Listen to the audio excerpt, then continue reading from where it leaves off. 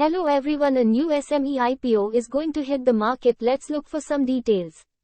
Name of the company is Sunita Tools Limited Incorporated. In 1988, Sunita Tools Limited manufactures mold base and machining parts for automotive, pharmaceutical, electronics, consumer goods, and manufacturing sectors.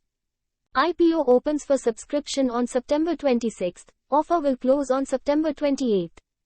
Allotment will be on the 5th of October, listing will be on the 10th of October. Minimum investment amount required by retail investors is 145,000 rupees.